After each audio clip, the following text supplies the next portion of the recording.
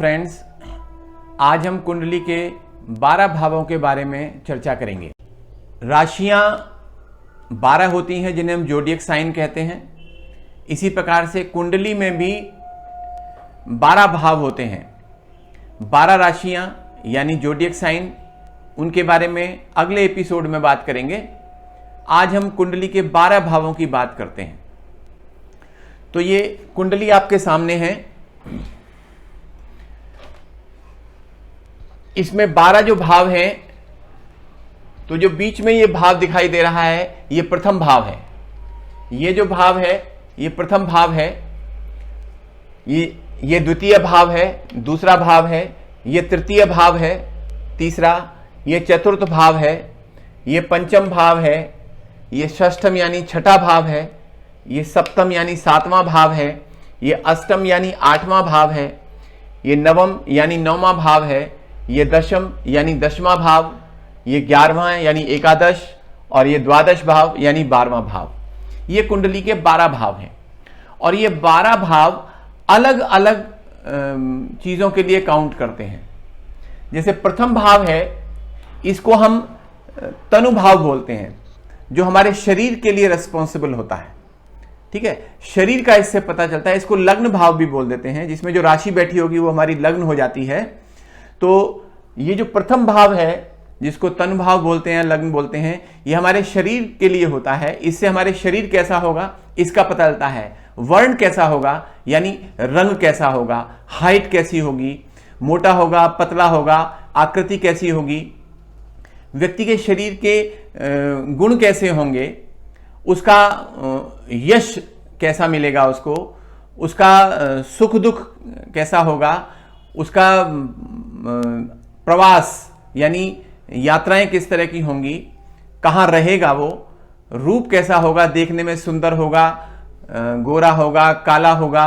और सुंदर का गोरे काले से नहीं है, वो दिखने में कैसा लगता है उससे है। उसके लक्षण कैसे होंगे, उसके विचार कैसे होंगे, उसके मुखमंडल पे तेज कैसा होगा, ये पता चलता है कुंडली के प्रथम भाव से। उसमें बहुत सारी बातें हैं। उसमें कौन सी राशि बैठी है वो इसको प्रभावित करेगी, कौन कौन से ग्रह बैठे हैं उन ग्रहों का प्रभाव इस पर होगा। वो ग्रह उच्च के बैठे हैं या नीच के बैठे हैं, या पाप ग्रह बैठे हैं या पुण्य ग्रह बैठे हैं, उन सब का कुल मिलाकर जो प्रभाव आएगा वो डिसाइड करेगा कि हमारे ये सारे गुण, शरीर से रिलेटेड गुण किस तरह के होंगे। किसी भी भाव में जो राशि बैठती है वो राशि से पता चलता है कि भाई उस भाव के गुण किस तरह के होंगे, और उसमें जो ग्रह बैठते हैं वो डिसाइड करते हैं कि भाई ये भाव किस तरह से काम करेगा। ग्रहों पर और किन किन ग्रहों की दृष्टि है, वो ग्रह किस तरह के हैं, उच्च के हैं, नीच के हैं, शुभ हैं, अशुभ हैं, वो किस भाव के स्वामी हैं, उन सारी चीजों पे डिपेंड करता है। तो दूसरा भाव है धन भाव। ये जो दूसरा भाव है, ये धन भाव होता है स्थिर संपत्ति का भाव, यानी प्रॉपर्टी, इमूवेबल प्रॉपर्टी का भाव होता है। और इससे ही नेत्रों का पता चलता है। नेत्र के बारे में हम ज्ञान प्राप्त करते हैं। नेत्र में कोई बीमारी तो नहीं होगी, किस तरह के होंगे। और हमारे शरीर में जो दाहिनी ओर के जितने अंग हैं, उन सब भावों का अध्ययन, उन सब चीजों का अध्ययन इस धन भाव से होता है। और मुखमंडल, फेस, तो फेस का जो अध्ययन है वो हम इस भाव से कर सकते हैं। कुटुंब के बारे में इस भाव से पता चलता है। मामा और मौसी के बारे में इस भाव से पता चलेगा। मित्रता, सेल परचेज, उसका इस द्वितीय भाव से पता चलेगा। प्रॉपर्टी, इमूवेबल प्रॉपर्टी जैसे मैंने बोला, तो उसका इस भाव से पता चलेगा। और हर भाव का एक कारक ग्रह होता है। कारक ग्रह होता है जो जिसके प्रभाव क्षेत्र में वो भाव आता है। तो प्रथम भाव जो लग्न भाव है, तन भाव है, इसका कारक ग्रह है सूर्य। और दूसरा जो भाव है इसका कारक ग्रह है बृहस्पति। लेकिन इसमें अगर मंगल बैठ जाए तो निष्फल हो जाता है। निष्फल मतलब प्रभाव नहीं देता है। मंगल चाहे कितना भी अच्छा होगा, लेकिन इस भाव में बैठने के बाद उसका प्रभाव लगभग खत्म हो जाता है। एकदम जीरो नहीं होगा, लेकिन बहुत कम हो जाता है। चाहे वो आय भाव का स्वामी भी है मंगल, या भाग्य भाव का स्वामी भी है, अगर द्वितीय भाव में बैठ जाता है तो फिर उतना अच्छा प्रभाव नहीं देता है। तीसरा भाव है पराक्रम भाव। पराक्रम भाव यानी आपका मेहनत करने की, कर्म करने की जो क्षमता है, जो जुझारूपन है, जो किसी भी चीज को पाने की जो प्रबल इच्छा शक्ति है, उसको हम पराक्रम बोलते हैं। इसको हम सहज भाव भी बोलते हैं। ये भाई के लिए और छोटी बहन के लिए भी काउंट करता है। इससे हमारे भाई, बड़े भाई कैसे होंगे, कितने होंगे, छोटी बहन होगा। धैर्य, हमारा धीरज, उसका इस भाव से हम अध्ययन करते हैं। वीर्य का इससे अध्ययन करते हैं। अस्थियां, हड्डियां, हड्डियों के लिए काउंट करता है। गले का और कान का, इससे हम अध्ययन करते हैं। वस्त्र इत्यादि, औषधि, नौकर चाकर, ये सब इस भाव के, पराक्रम भाव के क्षेत्र में आते हैं। इसमें कारक ग्रह है मंगल, सबसे ज्यादा प्रभावी मंगल होता है। फिर दोस्तों चौथा भाव है सुख भाव, जिसको बोलते हैं। सुख भाव विद्या के लिए और बुद्धि के लिए, बेसिकली बुद्धि के लिए ज्यादा है, और माता के लिए काउंट करता है। मातृभाव भी इसको बोलते हैं। सुख भाव भी बोलते हैं, मातृभाव भी बोलते हैं। तो माता का पता इससे चलता है। भू संपत्ति, ये बेसिकली सुख भाव है। सुख भाव मीन्स लग्जरीज, हमारे जीवन में कितना सुख हमको मिलेगा, सुख की क्या क्या चीजें हमारे पास होंगी, वो सब इससे। वाहन का भी इससे हम अध्ययन करते हैं। बंधु बांधवों का, राज अनुग्रह, राज अनुग्रह मतलब सरकार से, गवर्नमेंट से, डिपार्टमेंट से हमको कितना फायदा होगा। और पैटर्नल प्रॉपर्टी, पिता की संपत्ति हमको कैसी मिलेगी, कितनी मिलेगी। यश के बारे में भी इससे हम पता करते हैं। धर्माचार, हमारा धर्म के आचरण किस तरह का होगा, और हमारा साहस, हृदय में कितना साहस होगी, कितनी हृदय हमारा कितना काम करने के लिए कर्मठ होगा, उसका इससे पता चलता है। इसका कारक ग्रह है चंद्र और बुध, यानी चंद्र और बुध होंगे यहां पर तो बहुत प्रभावी रहते हैं। लेकिन बुध अगर बैठ जाए तो प्रभावी नहीं होता है, जिसे हम कहते हैं निष्फल रहता है। ऐसा नहीं कि बिल्कुल जीरो प्रभाव देगा, लेकिन बहुत कम प्रभाव देता है। पांचवा भाव है पुत्र भाव, ये जो पंचम भाव है। ये जो पुत्र भाव है ये विद्या के लिए है। ये सभी आर्ट लिटरेचर के लिए है। विद्या है, म्यूजिक है, कलाएं हैं, राजनीति है, नेतृत्व है, नेतृत्व की क्षमता है, उस सब के लिए ये भाव काम करता है। टैलेंट के लिए काम करता है। साहित्य, संगीत, कला, जिसका ये भाव अच्छा नहीं होता तो उसके बारे में कहा जाता है साहित्य संगीत कला विहीनम, साक्षात पशुपुच्छ विषाणहीनम। तो ये पुण्य कर्म के लिए भी होता है। बुद्धि की तीव्रता, हमारी बुद्धि कितनी तेज होगी, बुद्धि के लिए भाव है चौथे भाव से बुद्धि का पता चलता है। लेकिन use of talent, use of intelligence, वो इससे पता चलता है। बुद्धि की तीव्रता होगी, किस दिशा में काम करेगी, वो पंचम भाव से पता चलेगा। और उसका उपयोग, बुद्धि की तीव्रता और बुद्धि का उपयोग, और हृदय का अध्ययन हम यहां से करते हैं। पेट संबंधी सारी चीजें, अगर ये भाव मजबूत नहीं है तो पेट संबंधी समस्याएं भी हो सकती हैं। तो मैंने बताया कोई भाव मजबूत है या कमजोर है, वो उससे पता चलेगा कि उसमें कौन सी राशि बैठी है, वो राशि किस भाव से संबंधित है, कौन सा ग्रह बैठा है वो किस भाव से संबंधित है, वो ग्रह कितना बलशाली है, कमजोर है, मजबूत है, उच्च का है, नीच का है, वो सारी चीजों पे डिपेंड करेगा। अब है छठा भाव। छठा भाव शत्रु भाव है, रिपु भाव जिसको बोलते हैं। ये भाव शत्रुओं के लिए है। शत्रुओं का इससे पता चलता है हमारे कितने शत्रु होंगे, नहीं होंगे, कैसे होंगे, किस तरह के शत्रु होंगे। और रोग का पता चलता है, यहां बैठी राशि और यहां बैठे ग्रह, और यहां इस भाव पर किन किन ग्रहों की दृष्टि है, उससे पता चलेगा कि इस व्यक्ति को किस प्रकार के रोग हो सकते हैं, किस प्रकार के रोग होंगे। तो ये रोग डिसाइड करेगा। नुकसान, कोई बिजनेस, कोई काम धंधा, किसी में कोई नुकसान किसी तरह का है तो वो यहां से पता चलेगा। घर में क्लेश है, कर्जे का निर्धारण भी यहां से होता है। कर्जे के लिए रिस्पॉन्सिबल है ये, कि व्यक्ति कर्जा लेगा नहीं लेगा, इसके ऊपर कर्जा होगा नहीं होगा, वो शत्रु भाव, छठे भाव से पता चलेगा। और चोरी, यही भाव से पता चलेगा। कई बार किसी घर में चोरी हो जाती है, बहुत सारा धन भी चला जाता है, तो वो उसका कारक यही भाव रहता है। मामा, मौसा और मौसी, इन तीनों का यहाँ से पता चलता है, यहाँ से अध्ययन होगा। मामा कैसे होंगे, उनका प्रभाव क्या होगा हमारे जीवन पे, और हमारा उनके जीवन पे क्या प्रभाव होगा, उनको हमारी क्या हेल्प मिलेगी, हमको उनकी क्या हेल्प मिलेगी, वो सारी चीज़ें यहाँ छठे भाव से पता चलेंगी। मधुर भोजन और स्वाद, उसके लिए भी छठा भाव रेस्पॉन्सिबल है। और नाभि और उदर, इससे संबंधित सारी बीमारियां यहां से पता चलेंगी।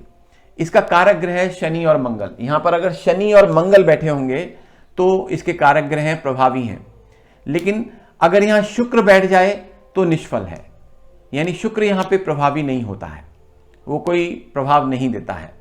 अब शुक्र मान लीजिए भाग्य का स्वामी है और यहां बैठा है तो एक तरह से निष्प्रभावी हो जाता है। आय भाव का स्वामी है, यहां बैठा है तो निष्प्रभावी हो जाता है। तो सातवां भाव है मृत्यु भाव, इसको जाया भाव भी बोलते हैं। ये पति के लिए, स्त्री की कुंडली है तो पति के लिए, आदमी की कुंडली है तो उसकी पत्नी के लिए रिस्पॉन्सिबल होता है। विवाह का यहाँ से पता चलता है, विवाह कब होगा, कैसा होगा, पत्नी कैसी होगी, क्या होगा। भतीजे का यहाँ से पता चलता है। हमारे ट्रेवल्स, जर्नीज, उनका पता यहाँ से चलता है। नष्ट धन प्राप्ति, कोई धन हमारा नष्ट हो गया है, खो गया है, उसकी प्राप्ति होगी नहीं होगी, ये। और ज्ञान का भी यहां से पता चलता है। पद प्राप्ति, हमको कितनी प्रमोशन मिलेंगी, नौकरी कैसी होगी, प्रमोशन मिलेगी, कितनी मिलेगी, क्या मिलेगी, तो पद प्राप्ति का यहां से हम अध्ययन करते हैं। और व्यापार का कारक भी यही है, व्यापार का भी यहां से पता चलता है। और यहां का इस भाव का जो कारक ग्रह है वो शुक्र है। शुक्र यहां पे बैठा हो तो बहुत प्रभावी रहता है, और शनि यहां पे बेकार हो जाता है, शनि यहां पे निष्फल है, शनि यहां पे अच्छा प्रभाव नहीं देता है। अब है कुंडली का 8वां भाव। ये कुंडली का 8वां भाव है अष्टम भाव। ये यहां से, इसको मृत्यु भाव भी बोल देते हैं। ये आयु के लिए होता है, यहां से व्यक्ति की आयु पता चलती है, कितनी आयु होगी, और मृत्यु का स्थान क्या होगा, मृत्यु कहां पर होगी, तो वो यहां से निश्चित होता है। और भोजन, व्यक्ति को जीवन में किस किस तरह के भोजन मिलेंगे, भोजन सुख कितना मिलेगा, वो यहां से पता चलता है। और उच्च पद, अगर कोई बहुत बड़ा ऑफिसर है, अचानक, कई बार क्या होता है, बड़ा ऑफिसर है और अचानक पता चला कि वो हट गया, डिमोशन हो गई उसकी, सस्पेंड हो गया, तो वो सब ये अष्टम भाव निर्धारित करता है। जय पराजय, ये अष्टम भाव निर्धारित करता है। बहन का बेटा यानी भांजा, उसका निर्धारण यहां से होता है। जननेंद्रिय, उसके लिए भी यही भाव है। और इस 8वें भाव का कारक है शनि। शनि यहां पर प्रभावी रहता है। ये नवम भाव है। नवम भाव को धर्म भाग्य या भाग्य भाव भी बोलते हैं। ये धर्म के लिए काउंट करता है, हमारा भाग्य का स्थान है ये। और ये तप का स्थान भी, तपस्या, व्यक्ति के जीवन में कितना तप रहेगा, तपोबल कितना रहेगा, क्या करेगा, गुरु की कृपा कितनी रहेगी, उसके लिए भी यही है। तीर्थ यात्रा के लिए यही भाव है। वात पित्त, एसिडिटी, गैस, वो सब यहां से पता चलता है। पोता पोती, ग्रैंड डॉटर्स, ग्रैंड सन्स, उनके लिए भी यही भाव है, यही भाव से निर्धारित होता है। और यहां पे सूर्य और बृहस्पति कारक ग्रह हैं। इस नवम भाव के कारक ग्रह हैं सूर्य और बृहस्पति, ये दो ग्रह यहां पे काफी प्रभावी रहते हैं। अब है दशम भाव। दशम भाव है हमारी कुंडली का कर्म भाव। इसको राज्य भाव भी कहते हैं, यानी गवर्नमेंट से, सरकार से कहीं सर्विस कर रहे हैं तो डिपार्टमेंट से, ऑफिसर से हमको कितना लाभ मिलेगा, उनका कितना सहयोग मिलेगा, ये दशम भाव से निर्धारित होता है। और प्रभुत्व, हमारा डोमिनेंस कितना होगा, हमारा प्रभाव कितना होगा, वो भी दशम भाव से निर्धारित होता है। सम्मान कितना मिलेगा हमको, नौकरी में है तो कितना सम्मान मिलेगा, व्यापार में भी है तो कितना सम्मान मिलेगा, समाज में कितना सम्मान मिलेगा, ये व्यवसाय हमारा किस तरह का होगा, ये उसका निर्धारण ये दशम भाव से होता है। और कृषि संबंधित जो भी व्यवसाय हैं उनका भी यही भाव है। और हमको पोस्ट कितनी बड़ी मिलेगी, बड़े आईएएस ऑफिसर्स कोई होते हैं, बड़े नेता होते हैं, राष्ट्रपति, प्रधानमंत्री, उनका दशम भाव मजबूत होना, भाग्य भाव मजबूत होना, लग्न भाव मजबूत होना ये बहुत ज़रूरी होता है। तो दशम भाव मजबूत जिनका होगा, बड़े बड़े ऑफिसर्स का, तो वही लोग अच्छे ऊंचे पदों पर या ऊंची पोस्ट पर पहुंच पाएंगे या बड़े बड़े नेता अभिनेता बन पाएंगे। तो और उसके अलावा यात्राएं, देशांतर यात्राएं, उसके लिए भी यही भाव है। वेदोक्त कर्म, वेदों में जो मनुष्य के लिए कर्म बताए गए हैं वैदिक उसमें, तो उनके लिए भी यही भाव है, कर्म भाव इसका नाम ही है। संन्यास, संन्यास के लिए भी यही भाव है। यहाँ से पता चलेगा कि व्यक्ति सन्यासी तो नहीं हो जाएगा, कितना जुड़ा रहेगा परिवार से, समाज से, या कितना विरक्ति भाव इसमें रहेगा, वो ये भाव निर्धारित करता है। और विज्ञान और विद्या के द्वारा जो यश प्राप्ति होती है उसके लिए ये भाव है। कई बार क्या होता है, व्यक्ति पढ़ जाता है लेकिन यश नहीं मिलता है, उस विद्या का उसको उतना फायदा नहीं मिलता है, तो वो ये भाव निर्धारित करता है। ये भाव मजबूत है तो विद्या के कारण जो यश मिलना चाहिए वो मिलता है। ये भाव अगर कमजोर है तो विद्या मिलने के बाद भी उतना यश व्यक्ति को नहीं मिल पाता है। उच्च पद, उच्च पद के लिए भी यही भाव है। वस्त्र आभूषण के लिए भी यही भाव है। घुटने का कारक यही है। घुटने का जो भाव है, घुटने में कई बार हमारे कोई कॉम्प्लिकेशन तो नहीं होगी, कोई बीमारी तो नहीं होगी, घुटनों का दर्द तो नहीं होगा, ये इस भाव से निर्धारित होगा, दशम भाव से। अब है 11वां भाव, एकादश भाव। ये लाभ स्थान है हमारा, यानी आय भाव है, रनिंग इनकम। हमारी रनिंग इनकम कैसी होगी ये एकादश भाव से पता चलेगा।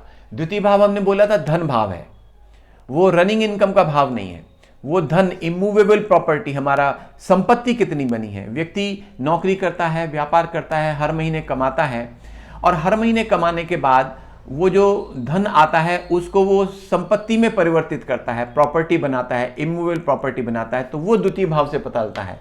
लेकिन रनिंग इनकम हमारी जो है तो वो एकादश भाव से हमारी पता चलती है कि हमारी इनकम कितनी होगी।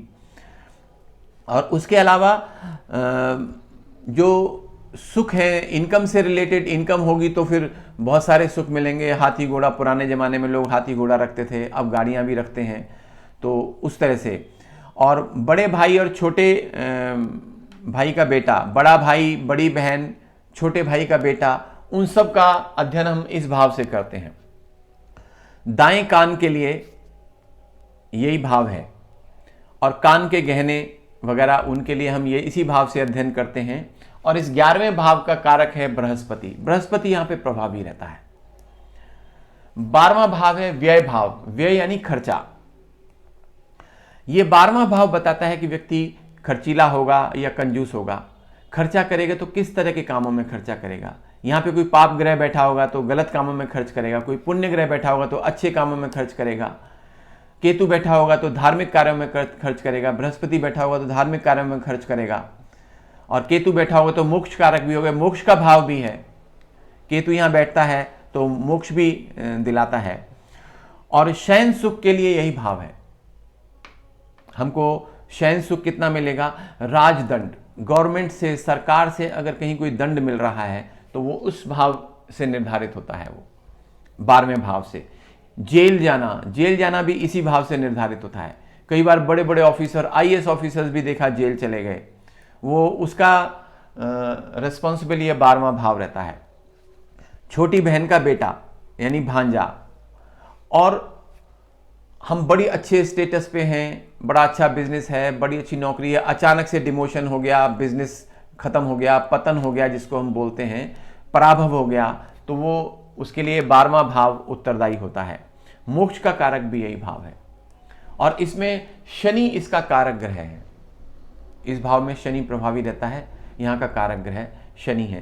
तो दोस्तों ये कुंडली के हमारे 12 भाव हैं। आशा है आपको कुंडली के बारे में, 12 भावों के बारे में जानकारी मिली होगी। अब आप अपनी कुंडली या अपने परिवार के सदस्यों की कुंडली या बाकी लोगों की कुंडली देखकर आसानी से पता कर सकते हैं कि इसके 12वें भाव कौन कौन से हैं, उनमें क्या क्या स्थिति है। और आगे जो 12 राशियां हैं, अगले एपिसोड में उन हम 12 राशियों की बात करेंगे, और उसके आगे फिर इन 12 भावों में कौन कौन सी राशि बैठी है, उनका क्या प्रभाव है, उसका अध्ययन करेंगे। और उसके आगे फिर उन 12 भावों में कौन सा ग्रह कहाँ बैठा है, फिर उनका अध्ययन करेंगे। तो अगर आप चाहते हैं कि जन्म कुंडली देखना सीखें, जानें, अपनी कुंडली देख पाएँ, अपने बारे में जान पाएँ और दूसरों के बारे में भी आप बता पाएँ, भविष्यवाणियाँ कर पाएँ। तो देखते रहिए हमारा चैनल, इसको सब्सक्राइब करना मत भूलिए, दिव्य एस्ट्रो वर्ल्ड। तो इसको सब्सक्राइब जरूर करिए ताकि आपको सारे वीडियो सबसे पहले आपको मिलते रहें। धन्यवाद।